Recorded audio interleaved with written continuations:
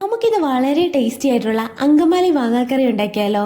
ഇത് കല്യാണ വീടുകളിലൊക്കെ തലേദിവസം കിട്ടുന്ന അതേ ടേസ്റ്റിലെ കേറ്ററിംഗ് സ്റ്റൈലിലാണ് കേട്ടോ നമ്മൾ ഉണ്ടാക്കുന്നത്.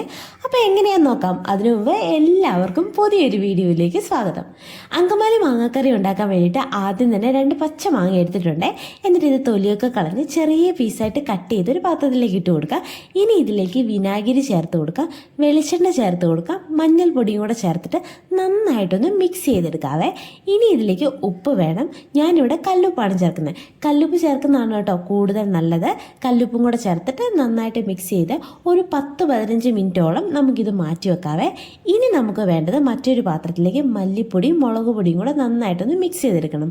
ഇത് നമ്മൾ തിളച്ചുകൊണ്ടിരിക്കുന്ന വെള്ളം തന്നെ ഒഴിച്ച് വേണം കേട്ടോ നന്നായി മിക്സ് ചെയ്ത് ഒരു ലൂസ് കൺസിസ്റ്റൻസി വേണം ഇതേപോലെ. എന്നിട്ട് ഇത് നമുക്ക് മാറ്റി വെക്കാം.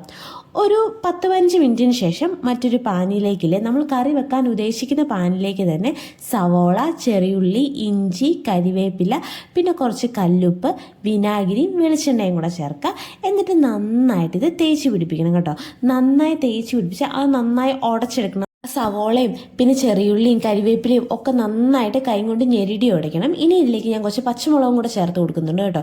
എന്നിട്ട് നന്നായിട്ട് ഉടച്ചെടുക്കുക. അപ്പോൾ നല്ലൊരു സ്മെല്ലൊക്കെ വരും. ഇത് നമുക്കൊരു 5-10 മിനിറ്റോളം മാറ്റി വെക്കണം കേട്ടോ. ഇത് ഇങ്ങനെ തന്നെ മിക്സ് ചെയ്തിട്ട് ഒരു 5-10 മിനിറ്റോളം നമുക്ക് മാറ്റി വെക്കാം. അതിനുശേഷമില്ലേ, നമ്മൾ ആദ്യം ഒരു മുളക് പൊടിയുടെ മിക്സ് ഉണ്ടാക്കി വെച്ചിട്ടില്ലേ, അത് ഇതിലേക്ക് ചേർത്ത് കൊടുക്കുക. അത് ഇതിലേക്ക് ചേർക്കാം. പിന്നെ നമ്മൾ മാങ്ങായും ഉപ്പൊക്കെ തേച്ച് വെച്ചിട്ടില്ലേ, അതും ഇതിലേക്ക് ചേർത്ത് കൊടുത്ത് വീണ്ടും നന്നായിട്ടൊന്ന് മിക്സ് ചെയ്തെടുക്കുക. ഇനി നമുക്ക് തേങ്ങാപ്പാലാണ് കേട്ടോ വേണ്ടത്.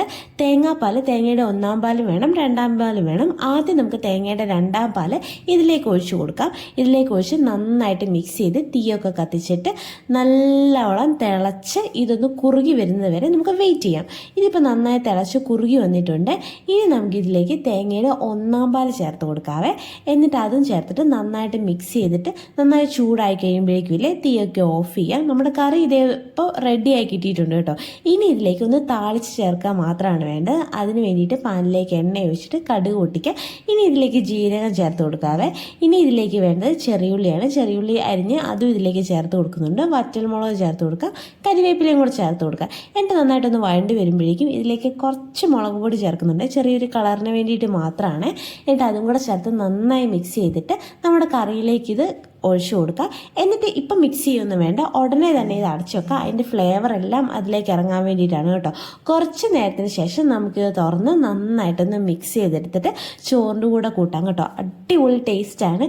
ഇത് കേറ്ററിംഗ് സ്റ്റൈലിലാണ് കേട്ടോ നമ്മൾ ഇങ്ങനെ ഉണ്ടാക്കുന്നത്. അല്ലാതെ ഇതെല്ലാം കൂടെ മിക്സ് ചെയ്ത് അല്ലാതെ നമ്മുടെ വീടുകളിലൊക്കെ പെട്ടെന്ന് ഉണ്ടാക്കുന്ന പോലെ ഉണ്ടാക്കാം.